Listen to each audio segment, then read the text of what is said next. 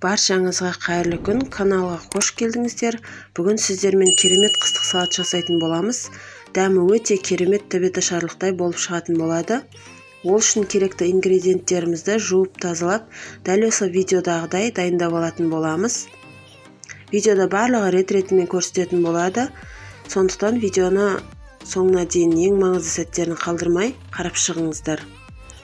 Қажетті заттарды мөлшерімен описание бөліміне жаза кететін боламын. Сол жерден қарасаңыздар болады. Үлкен қазанның астына отты жағып, майымды құйып қыздырып алдым. Сонан соң дайын болған пиязымды салып қуырып алдым. Сонан соң сәбізді салып, оны да жақсылап қуырып алдым.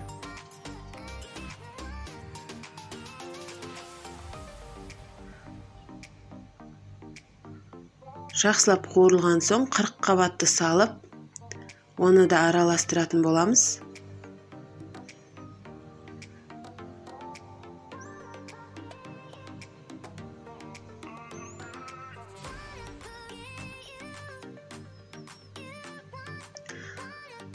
Көк және де қызыл араласқан болгар бұршымызды салып, түсін келтіріп, оны да жақсылап қуыратын боламыз.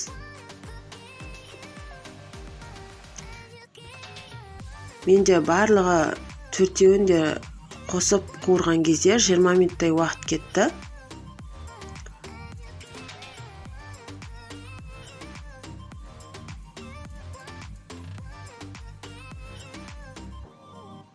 Енді дайын болған помидорларымызды шетінен құйып, оны да жақсылап қайнататын боламыз.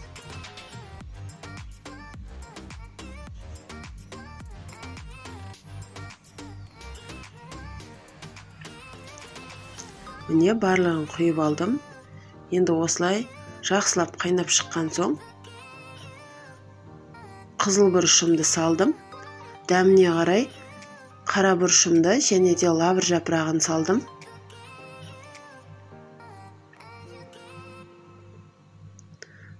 Жақсылап бір қайнаған соң дәміне қарай тұзымды және де шекерді салдым.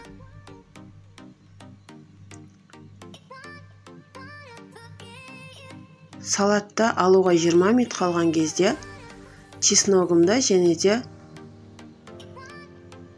укропты салып қайнатып алдым. Осыларды салған соң 20 минуттай қайнатып, ыдысыма құйып алып келіп, осылай банканы парлап, қақпағын қайнатып алдым. Яғни қажетті заттарды өңдеп алдым. Енді осылай рет-ретімен банкаларымызды жауып алатын боламыз.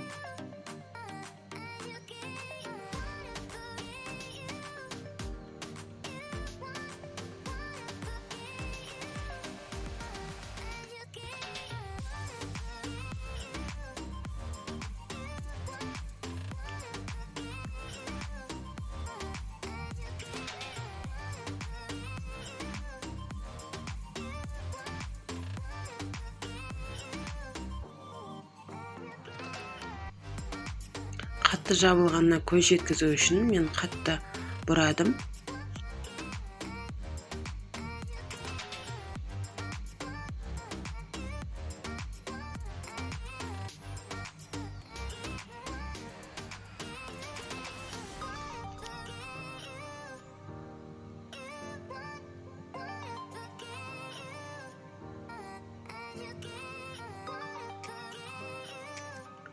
Банкаларымызды рет-ретімен осылай жауып алатын боламыз.